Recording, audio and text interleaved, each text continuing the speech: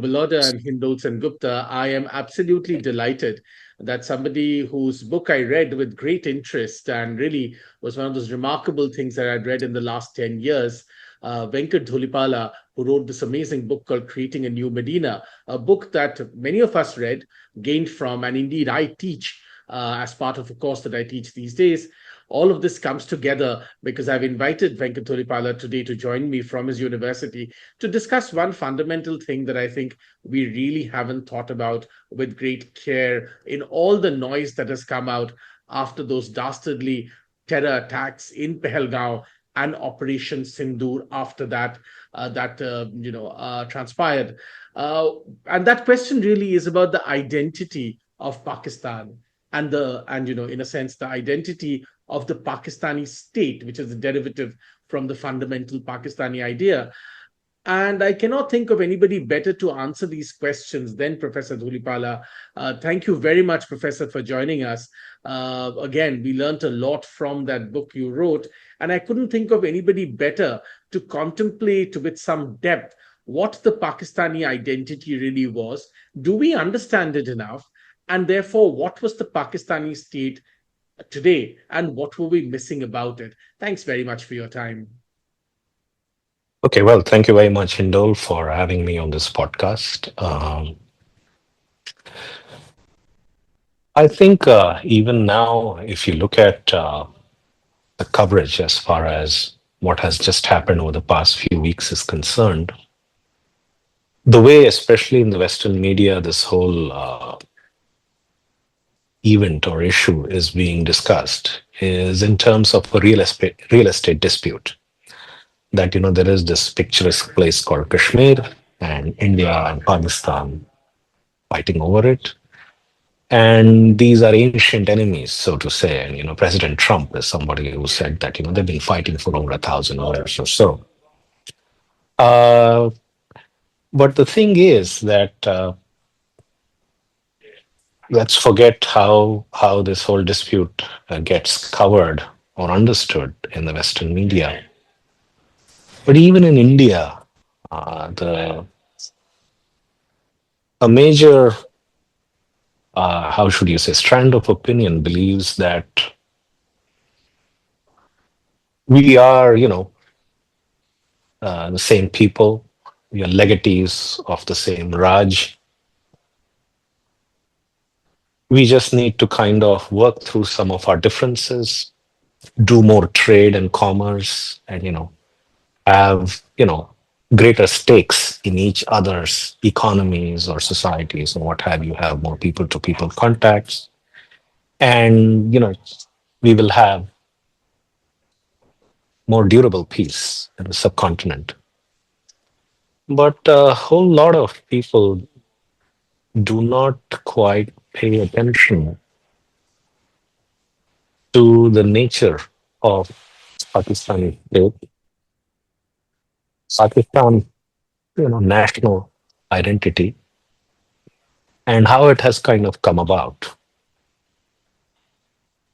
A major reason for this also has to do with the way in which the partition of India itself has been understood. Now, a fairly popular opinion is that the insidious British, they implemented this policy of divide and rule, and so भाई उन्होंने हमें हमारा बंटवारा कर दिया.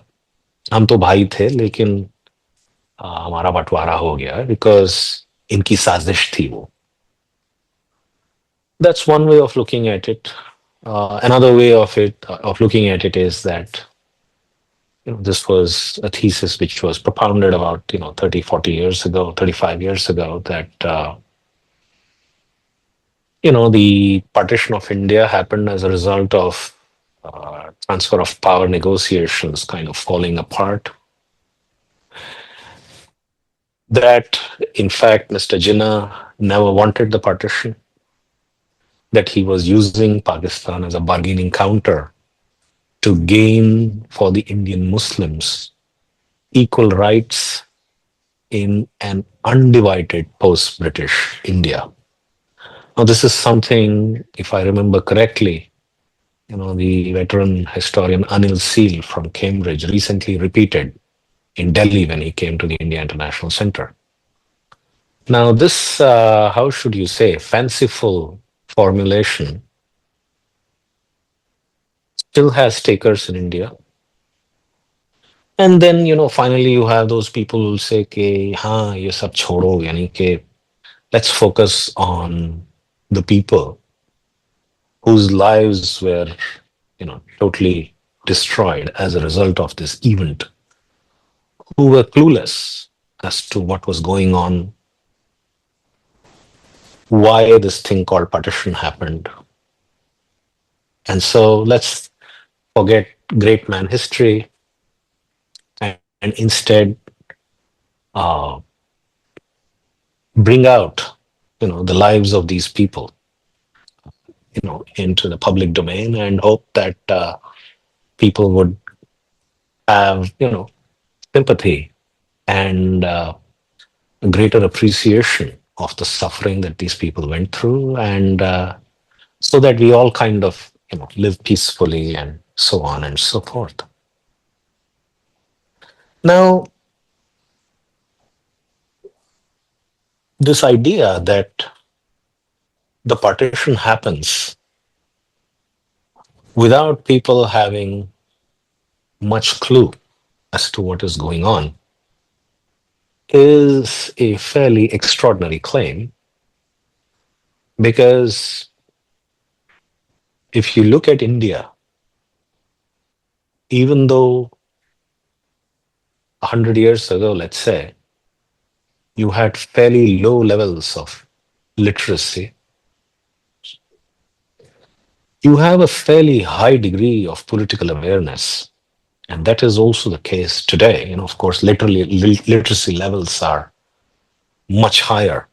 But people in India or the subcontinent at large have high levels of political intelligence and awareness.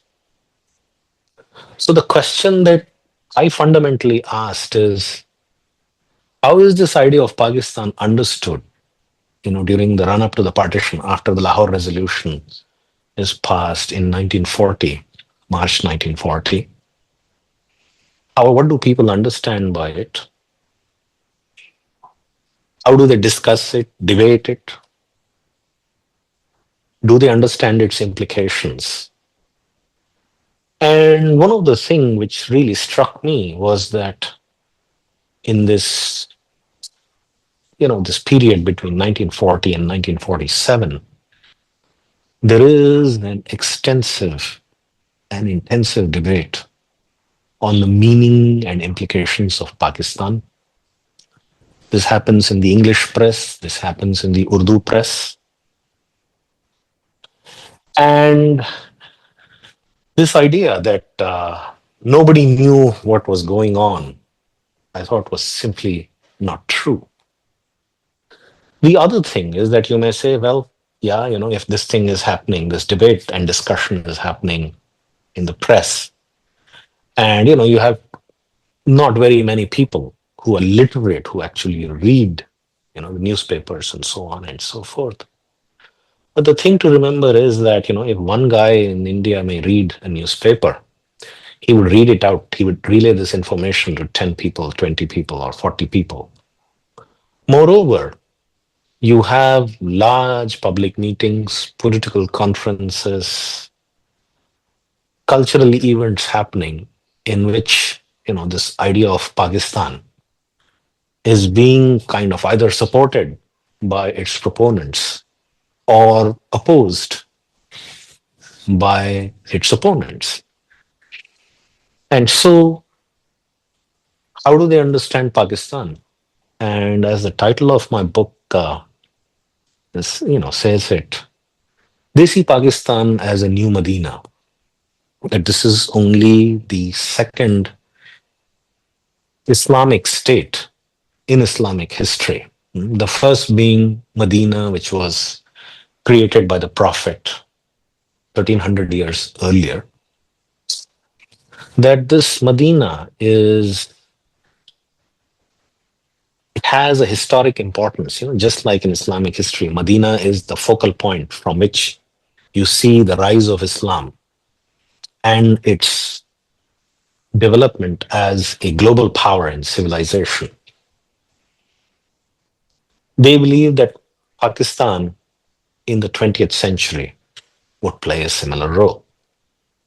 So the idea of Pakistan is not just that of a refuge for Indian Muslims in the subcontinent. It is not just a identity which is based on this feeling that we are not Hindu India. It is also a positive identity. It means something. So, as the new Medina of the 20th century, Pakistan sees itself as the emerging leader of the Islamic world, mm, because it is the Muslims of the subcontinent who have had the experience of living in under a colonial modernity, under the most advanced industrial civilization of the world. Mm. And so this idea that, we are going to be the nucleus for the creation of a large, what some people say, a Quranic state, an Islamic state, which would include the Muslim countries of the world. So Pakistan, one of the things they show, one of the things that the proponents of Pakistan says, look at our strategic location. In fact, the God Almighty has willed us to be where we are. And, you have Afghanistan and Iran and, the Middle East and so on and so forth. So we will be the leaders of the Islamic world, initiate a new Islamic renaissance. And, this will be the third pole in a world in which, you have capitalist powers on one side and communist bloc on the other. So Pakistan would be the leader of the Islamic world. So, which is why, when Pakistan also tests its nuclear devices, calls it the Islamic bomb. It's not the Pakistani bomb, it's the Islamic bomb. I think I'll stop here and let you kind of ask the next, take it from further from here. Yeah. Thank you. I wanted to come in here and ask you that, what you're explaining right now is remarkable. It's remarkable that this is exactly what Asim Munir, the military chief of Pakistan, said only days before the Pahalgaon terror attack happened. Now, I want to ask you this idea that, in a sense, it is, and literally in those words, he also says that this is only the second state based completely on the idea that this will be a state devoted, in a sense, to Islam, to Islamic Renaissance, and so on and so forth. Now, I want to ask you a couple of questions, Professor Dhulipala. One of them is, if this is true, and it clearly is true, because literally the people are saying it again and again, why has there been such a effort to deny this? Because Salman Rushdie famously said Pakistan is insufficiently imagined.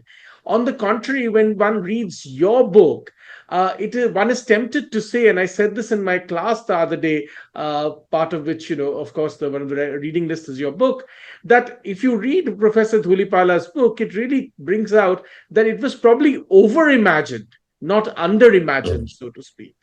you know and I say over imagine, Professor Dulipala, because if you see this ambition of imagination, that this will be the fulcrum of Islamic Renaissance, to the reality of Pakistan even today in 2025, more than 75 years after its birth, a state which is hand to mouth, on IMF dole, for instance, a state which cannot even take care of its energy needs, and so on and so forth. One could go on and on. There seems to be a remarkable divergence between this over-imagined ambition and the reality that is Pakistan. Talk to us a little about that, and also why there has been such an effort to deny that all this, acute imagination, act of imagining, so to speak, took place. Why are so many people hell bent on claiming that no, this is not true? Okay. Yeah, that's a very good question. And the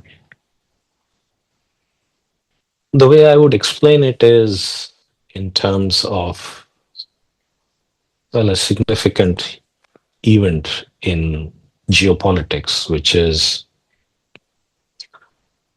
the Afghan, the Soviet intervention in Afghanistan in 1980, which is preceded by, a little bit by General Zia basically hanging his Prime Minister Bhutto and taking over as the chief martial law administrator in Pakistan.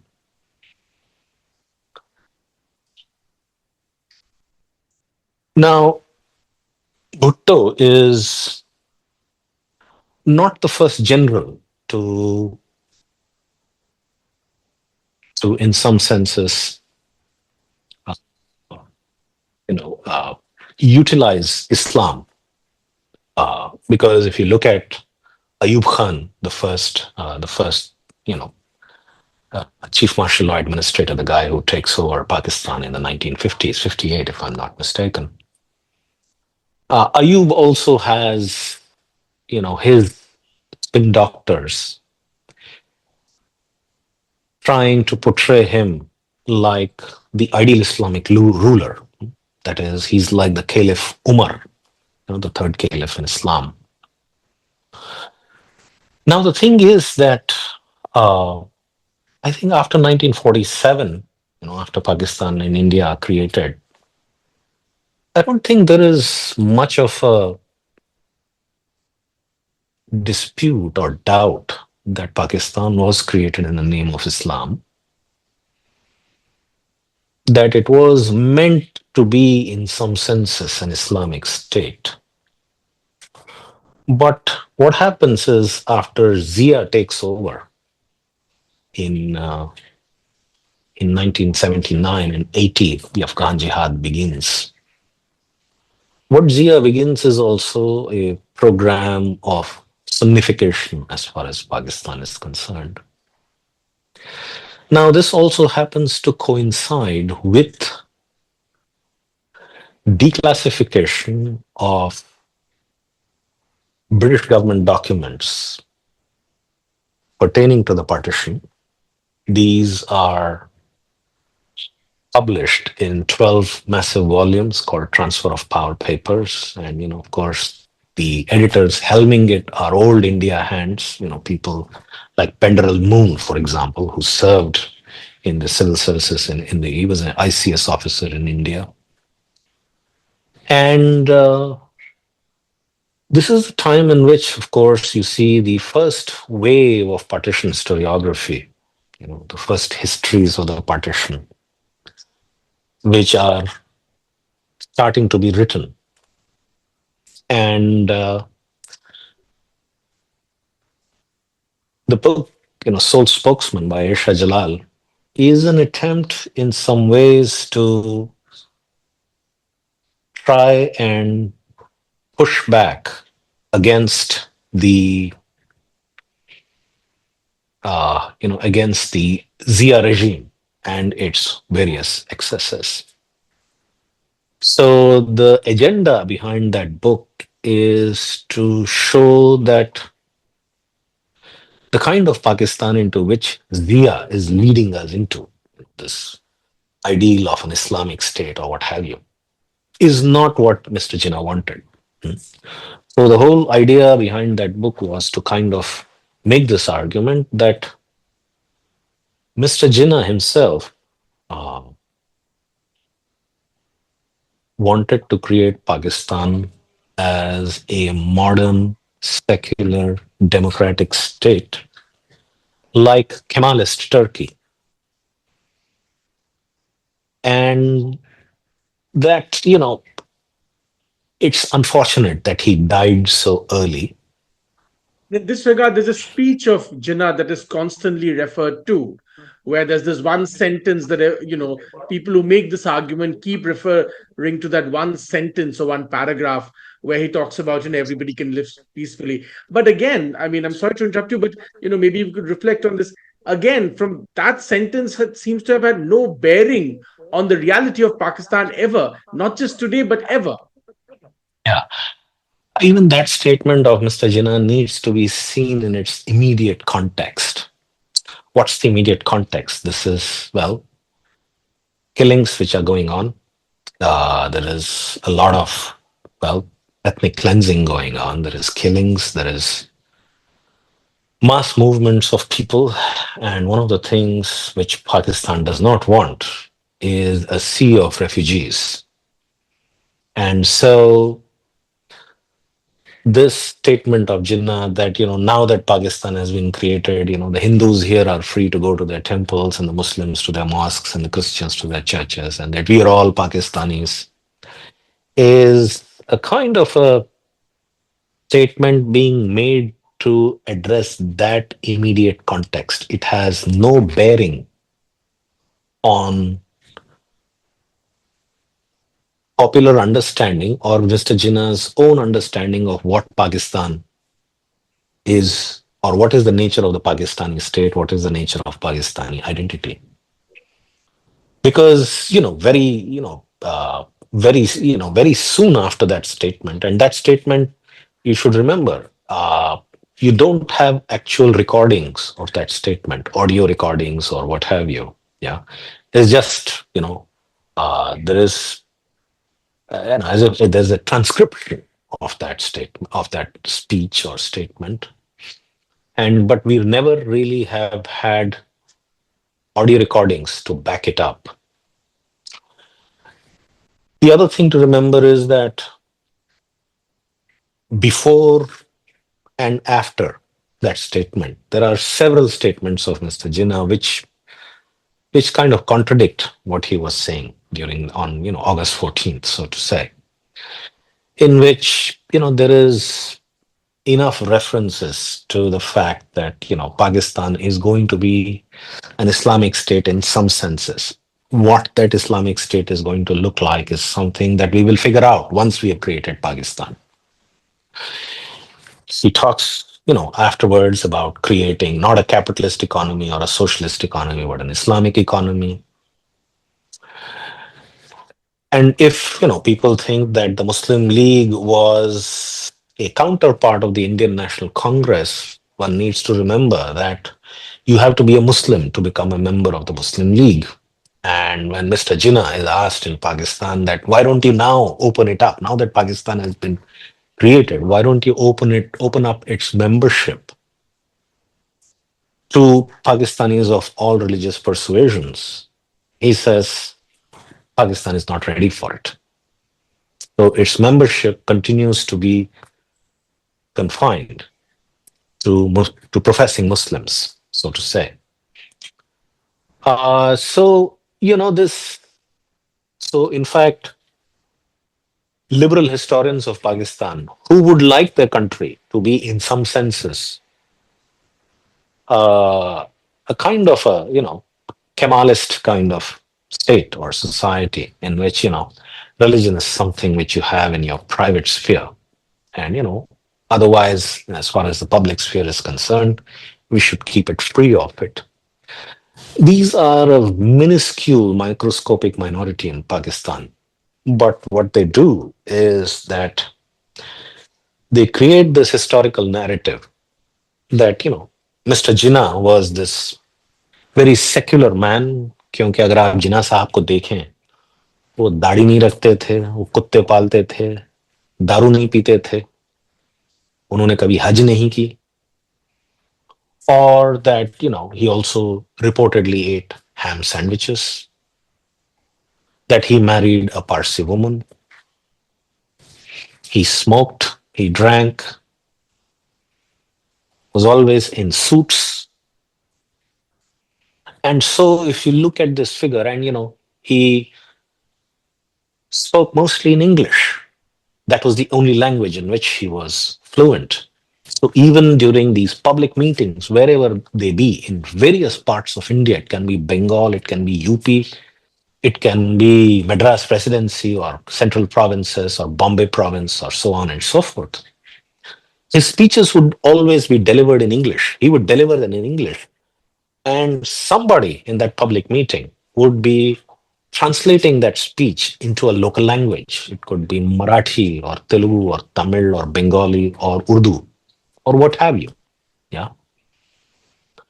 So this is one thing that they kind of latch on to, that जिन्ना साहब तो बड़े secular आदमी थे, तो वो पाकिस्तान को एक कोई इस्लामी मुल्क के तौर पे नहीं बनाना चाहते थे वो, that he wanted to kind of make it a modern state, Muslim majority state, just like India was going to be a Hindu majority state. But a person's lifestyle choices are very distinct from a person's politics. Yeah. And the way Mr. Jinnah does his politics, he does bring in Islam in a big way. And Pakistan, of course, otherwise would not make sense if not infused with Islamic meaning, so to say. And one of the other things that liberal historiography does, as far as the creation of Pakistan is concerned, is to kind of erase the contribution of a significant section of the Deobandi ulama to, how should you say, public propaganda about Pakistan. And that is something I kind of bring in a major way, because thus far, in my book, so thus far, the idea was that, the men of religion were all against Mr. Jinnah. They had all lined up with the Congress party. And, these are especially the ulama from Deoband. And, a figure in this regard who is, mentioned is Maulana Hussain Ahmad Madani, who comes up with this concept of Muttahida Qawmiyat, composite nationalism for Indians, yeah, in which, why can't Hindus and Muslims coexist in India? Yeah. But, so what liberal historiography does is that, takes Mr. Jinnah's August 14th speech, his lifestyle, and some rumor in the 1940 that Mr. Jinnah is playing a high stakes game of poker using Pakistan as a bargaining chip. Even though Mr. Jinnah himself in his speeches says, those who are saying that I'm using Pakistan as a bargaining chip are my opponents who are trying to basically, discredit this idea of Pakistan. This is not, I'm not using it as a bargaining chip. This is a matter of life and death for us. And, somebody like Ambedkar, who again, previous historiography was absolutely silent about, as far as his seminal contribution to the public debate on Pakistan. Ambedkar says those saying that Mr. Jinnah is using Pakistan as a bargaining counter are indulging in wishful thinking. So to kind of, to kind of conclude, Pakistan was not just meant to be a Muslim majority state, a kind of a refuge for the subcontinental Muslims. It was not just supposed to be a non-India. There was this other idea of Pakistan. There was this idea of Pakistan, which was that, this was meant to be an Islamic state and the leader of the Islamic world in the 20th century. You think about all the context that you just provided us, and you think about the truth about Pakistan today, in a sense, it has always been very far from these ideals. Even if we were to, forget the Kemalist project, so to speak, clearly Pakistan never delivered that. But even as a sort of, land of Islamic renaissance, I mean, Karachi, for instance, could never become what Dubai is today, just as an example, right? Um, the only city it perhaps ever could build to a degree of success was Islamabad, because there was nothing there. They were able to build something. Lahore could not become a great, trading hub, a great center of business, which it was before the partition of India.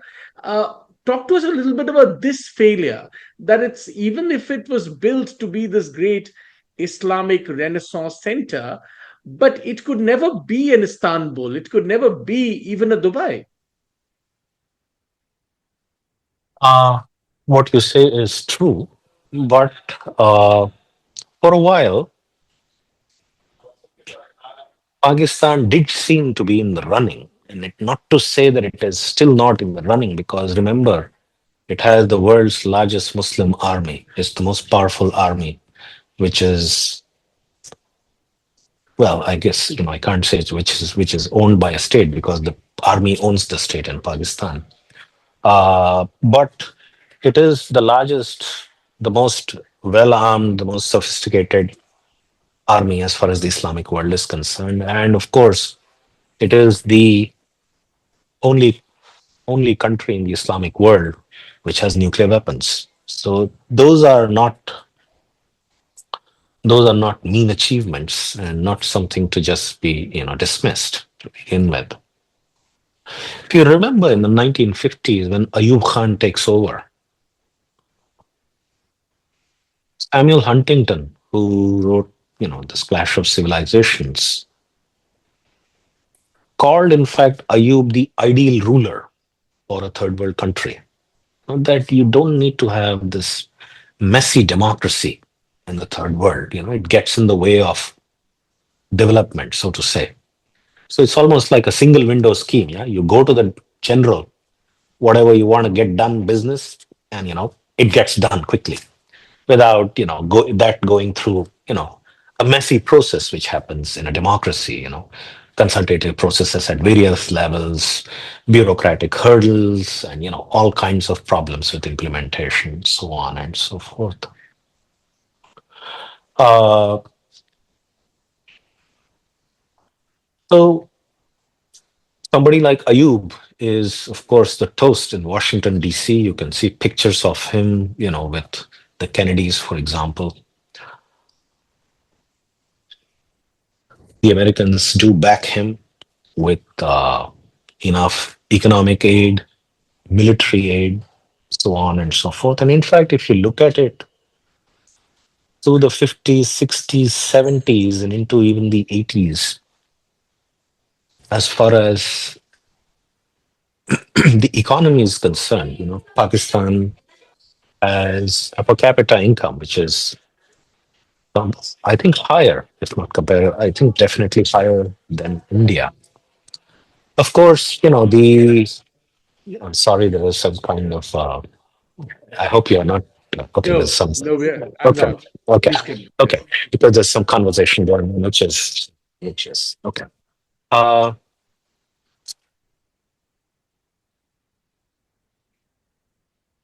so Pakistan is not out of the reckoning as far as a major Islamic power is concerned, through the 50s, 60s, and into the 70s. Of course, by that time, what happens is, of course, that the oil riches of the Gulf states, of course, come into play, as also that of, Iran, Iraq, and so on. So they're not going to probably, they're not going to have the same kind of economic resources or muscle.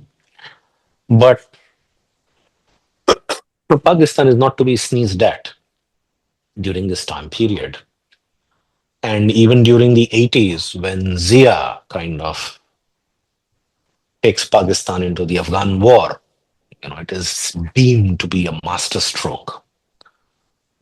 They're getting all the American weapons and Saudi money flowing in. And, they also have a nuclear program which is going on. And given how valuable an ally Islamabad is seen in the West, they look the other way when it comes to the Pakistani nuclear program, even though just a few years earlier, when Henry Kissinger comes to Islamabad and tells the Pakistanis that, if you don't quit this program, we'll make you eat grass. And Bhutto is famously supposed to have remarked that we'd rather eat grass, yeah, than quit this program.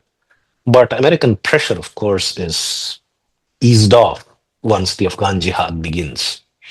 You're saying And, even after the breakup of Pakistan, Professor, in 1971 with the creation of Bangladesh, even that in a sense, because you're talking about 1980s, so you're saying even after 71, which is seen to be a, in a sense, a devastating blow to the idea of Pakistan. After all, if a homeland for Muslims were yeah, to be created, here it is the example that Islam mhm, alone is not the glue, or at least not as strong as the a glue glue. as was probably imagined to be. You're saying even after that, there was a potential. There would be some potential, even though I do agree that 71 was a grievous blow. But the Pakistanis pivot to, towards, in some senses, reimagining their identity as some kind of a Middle Eastern state, that this is the Eastern citadel of Islam. Yeah. So you could extend the Middle East into kind of Pakistan, and this is the easternmost outpost as far as the Middle East is concerned. And so in 75, yeah, you see this Organization of Islamic Conference, this collection or this Organization of Islamic Countries, yeah. Yeah, it starts in Islam, it starts in Pakistan in 1975, and you have, people like Gaddafi and everybody, all the heads of Islamic states, the Saudi king and so on and so forth coming to Pakistan. In fact, the Gaddafi Stadium in Lahore is something that, is named after Gaddafi because, of course, he kind of funds that cricket stadium also. So, yeah, even though I think 71 is a grievous blow, Pakistan does continue to have relevance. And remember, even during 71, the Americans, especially Kissinger and Nixon, they are very, very uh, uh, closely allied to Islamabad, because Islamabad is, of course, mediating or facilitating, the secret, you know, Sino-American rapprochement, which is going to happen. Yeah, in fact, if you remember, Kissinger comes to Pakistan and then feigns that he has an upset stomach. He has diarrhea or something. He's not seen for a few days, and during that time, he secretly takes off to Beijing, goes meets Mao and the Chinese leadership. And then, then of course you have this whole, extraordinary event in which China kind of, aligns rather itself with Washington, breaking away from, from the Soviet bloc, so to say. So Pakistan does have continuing relevance, and given the fact that again the Afghan jihad begins, by 1980, the relevance continues. So it kind of has this run of luck for a while, but I think after the collapse of the Afghan regime, and you have by the late 1980s, early 90s, and then of course the collapse of the Soviet Union, they are not seen as important, and so the Americans then withdraw, and then again they come back in once 9/11 happens. Yeah. So there is the fact remains that Pakistan remains a relevant factor in not just regional but global geopolitics, you know, till not very long ago. I want to ask you, Professor, as you were speaking, it occurred to me, and even when one reads history, in a sense, what you're saying is that at least in the last few decades, the Pakistani identity is as much a byproduct of what its own political rulers and, more importantly, its military rulers have done. Because, after all, famously, as it is always said, in Pakistan, it is an army that has a nation rather than a nation having an army.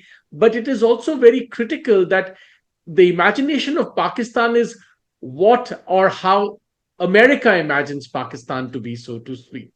every time the Americans come in a sense, there is a revival of a particular kind of Pakistani ambition and Pakistani identity, which left on its own devices seem to be, at best tottering. Would that be a correct assessment? All right, let me try and answer this. I think there are a couple of parts to this question that you just asked. The first thing to remember is that be it a civilian elite in Pakistan or military elite, it could be a Bhutto, a Zulfikar Ali Bhutto. It could be an Ayub Khan. It could be a Zia. It could be an Imran Khan. Or it could be Asim Munir. They all try to harness Islam, Islamic fervor. They all try to portray themselves as ideal Islamic rulers. So I already mentioned the fact that Ayub's spin doctors try to kind of position him as somebody who's like the Caliph Umar, the third Caliph in Islam. Bhutto talks about Islamic socialism, ushering in Islamic socialism in Pakistan. General Zia, of course, is somebody who says, I will really take Pakistan into this ideal Islamic utopia. Imran Khan, of course, I think he came to power a couple of years after my book came out, and so he talked about creating Pakistan as a new Medina. It was, I thought, sense of deja vu. I thought. And now Asif Munir Yes, quite right. use using the same, Languages, same yeah. terms, same language. So the distinction that sometimes Indian commentators are tempted to make, that it's the military which is unrepresentative, because of course the military takes over. It's not because the people have asked it to take over. The military is unrepresentative, and in order to kind of prop themselves up, give themselves some legitimacy, they utilize Islam to say that we are safeguards, we are the guardians of not just Pakistan but also of Islam. But the civilian elites have done the same. Even Nawaz Sharif has done the same. Benazir Bhutto has done the same. And so to kind of make this distinction, I think, is not quite uh, accurate, so to say. Because remember, what I argue in this book is that even during the 40s, when both the Muslim League leadership, the so-called secular leadership of the Muslim League, and this section of the ulema from Deoband, who kind of come together to forge a common political vocabulary which is infused with Islamic meaning, when they kind of uh, talk about Pakistan, or they are trying to drum up support for Pakistan to the public, they are using this idea that we are going to make it an Islamic state. Now, what that Islamic state is going to be like, that is something we'll figure out once Pakistan is created. पहले पाकिस्तान बन जाने दो, उसके बाद देखा जाएगा. In fact, even during the 1940s, there is something, I quote this instance, which is recorded in other history, in other historiography also, in which a functionary of the Jamaat-e Islami, which is Maududi's party now, Maududi's party in Pakistan, goes to Mr. Jinnah and says, what is this Pakistan that you are aiming for? And he says, quite pointedly so, right now we are agitating for a piece of land. Once we've acquired it, you are free to build your mosque upon it. If Mr. Jinnah says that you have Maulana Shabbir Ahmad Usmani, this Deobandi alim, who becomes, who's the guy who founds the Jamaat al Ulema Islam, which is still a party in Pakistan. He gives a very different metaphor in which he says that, it's the metaphor of what I call the Arab pilot and the English sea captain. He says, in a public meeting, he points out that when Muslims go on Hajj from the subcontinent, they're going for Hajj, they get onto these ships which are skippered by these English sea captains. The English sea captains take these ships full of these, faithful Muslims going to Hajj. They approach Jeddah, but they stop well short of the port because it's very treacherous. There are very many underwater shoals, and these English sea captains are not quite competent to navigate the ship and berth it at the port. For that purpose,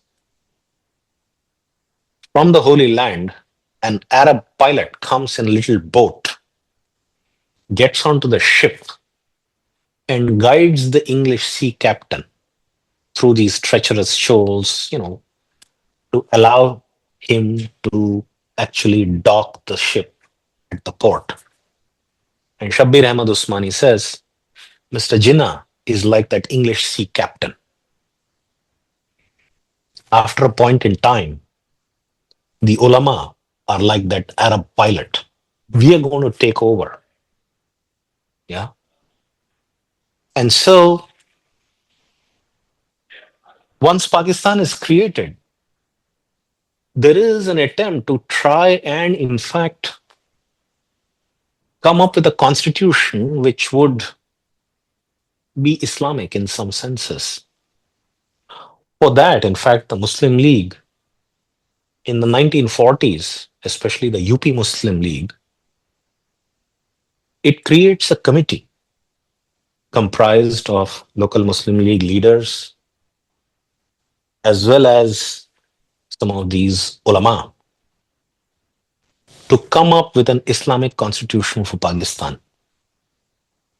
Later on, after Pakistan has been created and the Constituent Assembly in Pakistan is trying to figure out or work out a constitution for Pakistan, one of the people who was part of this committee, his name is Maulana Sayyid Sulaiman Nadwi, is from Azamgarh. There is an institution called the Dar al Musannifin, in Azamgarh. He's the founder of that institution, and he's invited to Pakistan to kind of try and help in this process of, in some way, try to draft an Islamic constitution for Pakistan. So he's also made a part of that committee. I forget the name of that committee now.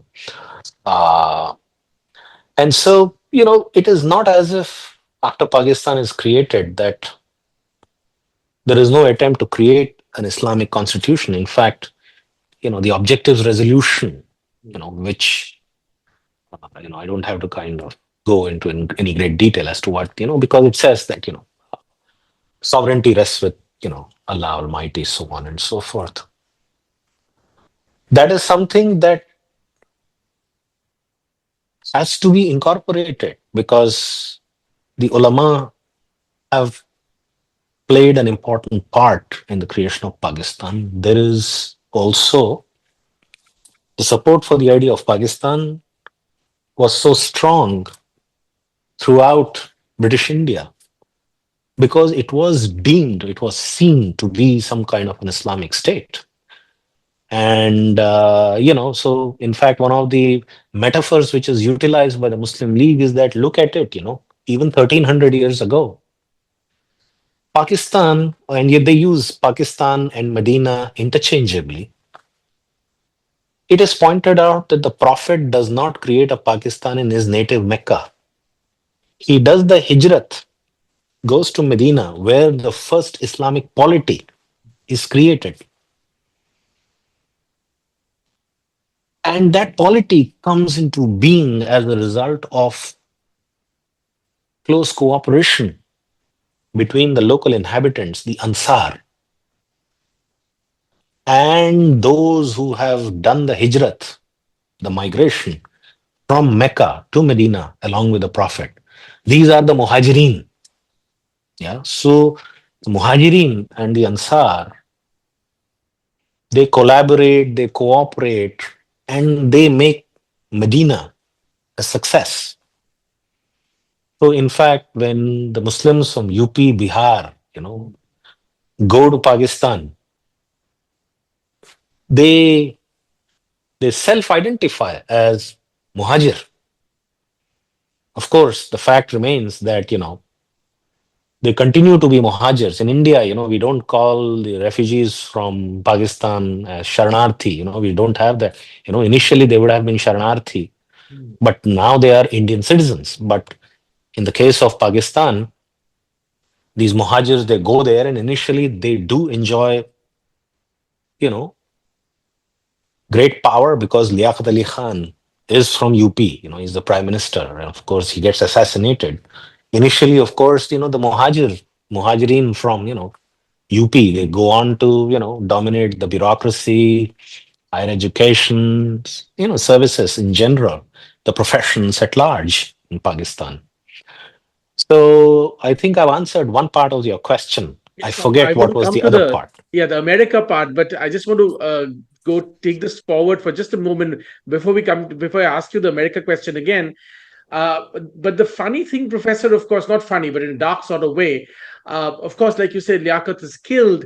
And even today, there is a MQM, in Karachi, which is extremely violent and, in a sense, has always been at war with the Pakistani state. And the very existence of the Muhajirs with that terminology even today, which even Parvez Musharraf used to talk about, showcases that this is not a Medina. This kind of coming together never really took place. Uh, there is, well, something like that which could be argued. And yeah, in fact, in my book, I end my book with this snippet about Altaf Hussain, Yes, that's right. coming to Delhi, in the Hindustan Times Summit. And there, of course, he says that, it's the greatest blunder in the history of mankind that, we have perpetrated. And कि भैया आप हमें माफ करें और हमें पनाह दें, हिंदुस्तान में. And of course, uh, that really angered Imran Khan, who was at that point a rising star. His Tehreek-e-Insaf had not yet assumed power, and Imran Khan goes to court and files charges of sedition against Altaf Hussain. So, yes, in a way, the fact that the Muhajir never became just Pakistanis, yeah, they continue to be seen as, in some ways, outsiders. The fact that the Sindhis also have had their own reservations, misgivings, subnationalism As have going the on in Balochis, Pakistan. as have the The Balochis. Baloch, as also the Pashtuns, if some reports are to be believed, even That's right. in Khyber Pashtun, Pakhtunkhwa. Yeah, in Khyber Pakhtunkhwa, yeah. also there is a vigorous subnationalist movement there too. That Yeah, or even the fact is that Pakistan never quite succeeds in pulling the entire Islamic world under some kind of a common political structure. That is, of course, a very ambitious vision. Uh, at best, what you have is the OIC, the Organization of Islamic Countries, or what have you. But a kind of an Islamic bloc, a unified Islamic bloc working in tandem never happened.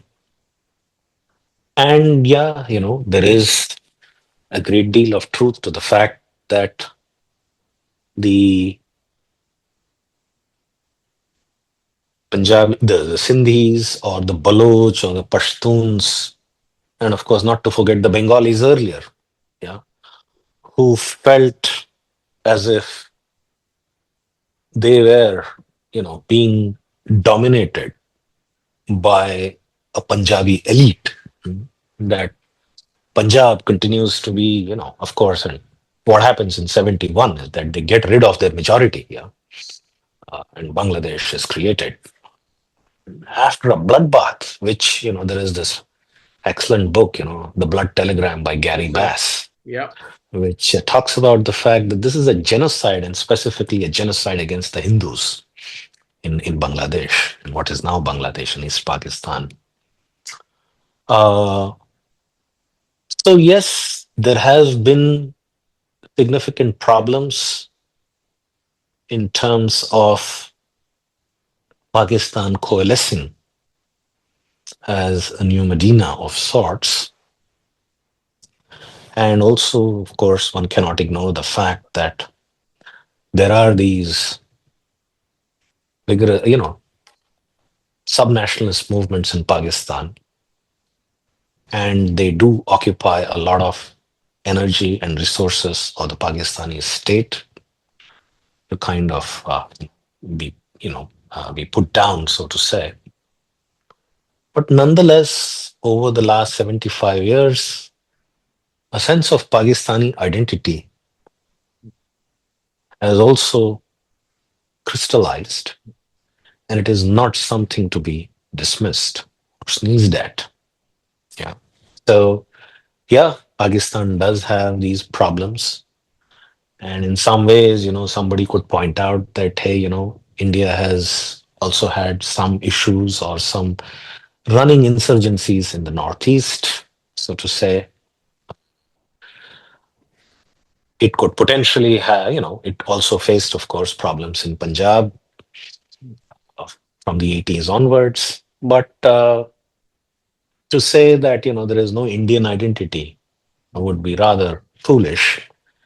And similarly, uh, it is not as if Pakistan is about to fall apart, unless, of course, you have a significant event in terms of, well, say, Pakistan losing in a war, and then just like what happened in the case of Bangladesh, again happening in the case of Pakistan, that is possible.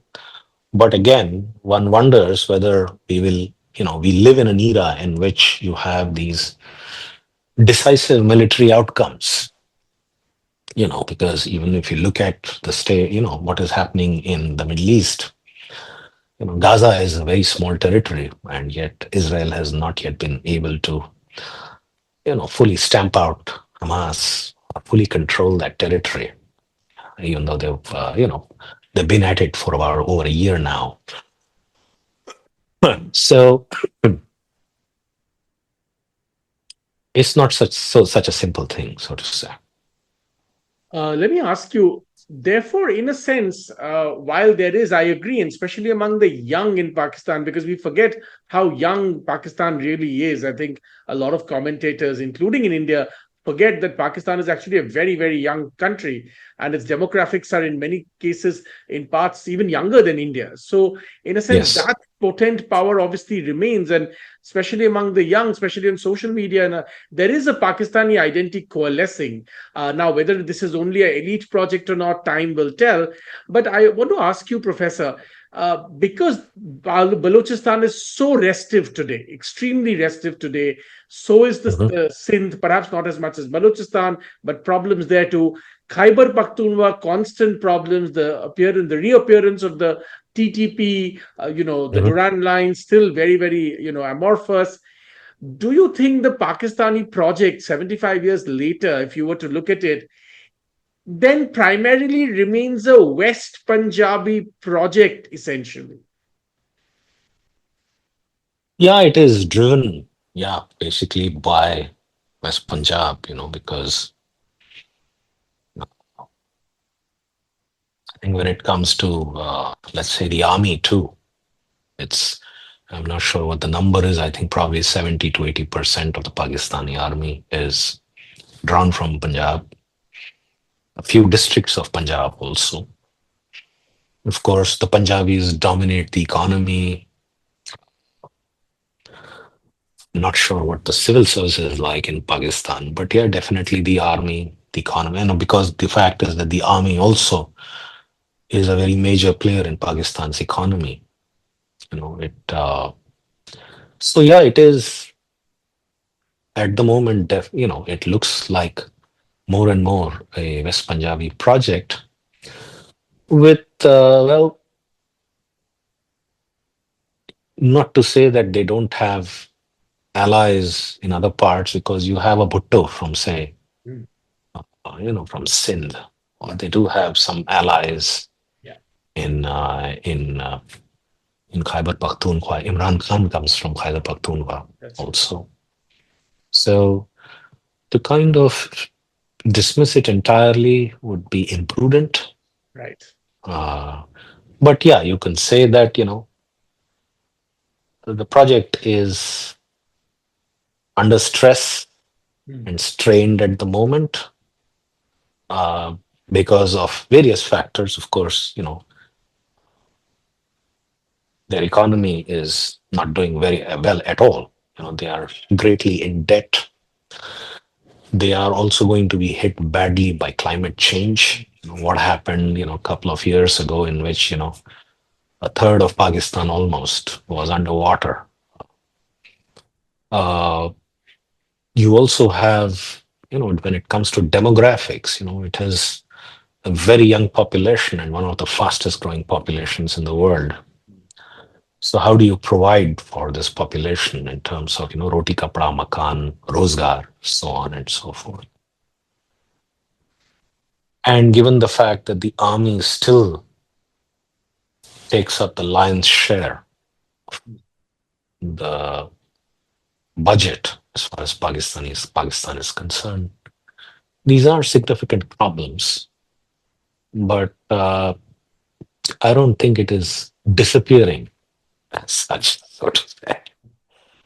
I want to then go back to that question, the second part of a question, that the question I asked you a little while ago, which is that it seems, and especially when you describe it and all the new material that's coming out, that at least in recent decades, Professor, the Pakistani identity has been as much conjured up by internal forces, the army, certainly the overhang of Islam, but also inputs from America. It seems that it gets rejuvenated in a sense every time there's an American intervention. Now, of course, that might change to a Chinese intervention, but certainly the overhang of American intervention into the imagination of Pakistan or the Pakistani state seems to be quite potent.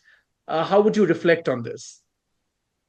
Yes, indeed, it is. That is not to be denied. As earlier there used to be this thing going that the three A's which rule Pakistan. Allah, Army, and America, and which order it is. It depended on who you asked. Uh, so American presence in Pakistan has been a fairly long standing.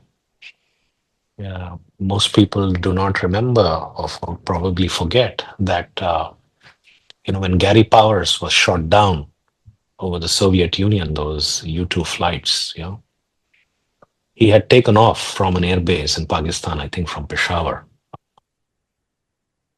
So so the Americans have been embedded in Pakistan for a very long time. So a lot of the armor, as far as Pakistani army is concerned, for a long time was American armor. And even a big controversy which happens in 71 is that Kissinger is still arming the Pakistanis, even though American weapons are being used to butcher the people in East Pakistan. And in fact, the blood telegram talks about how, the entire staff at, if I'm not mistaken, if my memory serves me right, they resign in the Dhaka consulate, and they send this protest, which is this blood telegram is by the Consul General of America in Dhaka, Archie Blood, and they are appalled that even as this bloodbath is going on, which is being you know perpetrated with the use of American weapons, Kissinger and Nixon are, they couldn't care less. You know. So yes, the Americans have come in. They have at various points in time, depending on their convenience, either supported a military ruler or kind of tried to, in some ways, create space for a democratic experiment in Pakistan. Uh, and so the American involvement has been, for the most part, fairly important. Over the past decade or so, it may seem less so as Pakistan has, in some ways, drawn closer to China, but I don't think Pakistan is ever going to place all of its eggs in the Chinese basket. Yeah, no sovereign country does that. They are always going to hedge between America and China to, in some ways, underwrite their security vis-a-vis India. And well, again, more than anything, it is, of course, the Pakistani military which determines as what's not just domestic policy but foreign policy as well. And so what we're talking about is, yeah, basically the Pakistani military determining the destiny state there. I have two last questions for you, Professor. My second last question is reflect a little bit about what you just mentioned, Pakistan's growing ties with China. Many people today look at Pakistan as almost a vassal state to China. The reason is, of course, huge Pakistani indebtedness to China. Also, the has given around 60 billion in the assessment of Hussein Haqqani to Pakistan over the years. The Chinese alone have put in around 50 billion in one project, the CPEC, which goes, as you know, from Xinjiang all the way to Gwadar. Now, reflect a little bit, sir, if you will, on what Pakistan means to China today, what China means to Pakistan today, and how that relationship might go forward in the future. I am as well informed as anybody in the sense that my knowledge about this doesn't come from primary research of any kind. It is also based on my own reading of various news reports and so on and so forth. But we have this expression of the tail wagging the dog, as they say. Yeah. So just like, well, the Pakistanis were very skillful in maneuvering when it came to the United States previously, you know, and as the North Koreans have also been very skillful with the way they have, in some senses, dealt with the Chinese. Uh, Whether or not Pakistan is a vassal state of China, well, perhaps they are greatly dependent, but the tail can always wag the dog, as we've seen historically. And this is also possible in this case. And, as I said, they will keep hedging between the Chinese and the Americans. And we will see how that plays out. I have no idea as to, how it's going to play out in the future. It remains to be seen. Last question then. The Pakistan India saga is far from over. In fact, many would argue after this last altercation, so to speak, that it's entering a whole new dangerous phase. There was all this talk about radiation leak, a preemptive strike on Kirana Hills, all kinds of things, right? And therefore, this identity that Pakistan has as an Islamic state in a sense, ruled by its army, is going to be pivotal going forward in its conflict with India. Talk to me a little bit as we conclude this conversation, Professor Dhulipala, on how you see the Pakistani identity going forward from here. We've discussed over the course of the last 1 hour many dimensions of the Pakistani identity. But as far as India is concerned and as far as the world is concerned, how do you see, how should one look at the Pakistani identity and its evolution in the, say, the next 10 years or 25 years? It's a good question, and something that I will have to think about myself. And till you asked this question, I hadn't reflected upon it. But these are preliminary observations, if I may say so. I think Islam will continue to be integral to a sense of Pakistani identity. It is something which is not just a result of, well, the movement for the creation of Pakistan, you know, but also over the past 75 years or so, the way in which Pakistani educational institutions and their educational policies, what students learn, in schools and colleges and so on and so forth, you know, uh, that has in some senses ensured that, you know, the sense of Pakistan, the sense of Pakistani identity is deeply kind of uh, bound with, or it's deeply related to being Muslim. Islamic identity. It's very central. That will continue, and I think the Pakistani state will continue to invest considerably in this process because otherwise these subnational movements, which were successful in the case of Bangladesh, but of course that success also happened because of an external intervention, which was the Indian intervention, even in the face of American and Chinese threats. You got to kind of give it to Mrs. Gandhi, her chutzpah, as the Jewish term goes, to stand up to the United States when they had the Seventh Fleet, coming in to the Bay of Bengal, to kind of stand up. And we're talking about the 1970s or early 1970s, yeah, in which There was we are no guarantee still, that the Soviets would be able to send those submarines. yeah, and we were a much poorer country. We were not as strong as we are now. Our stature in the world was not as it is now. And, you couldn't have imagined,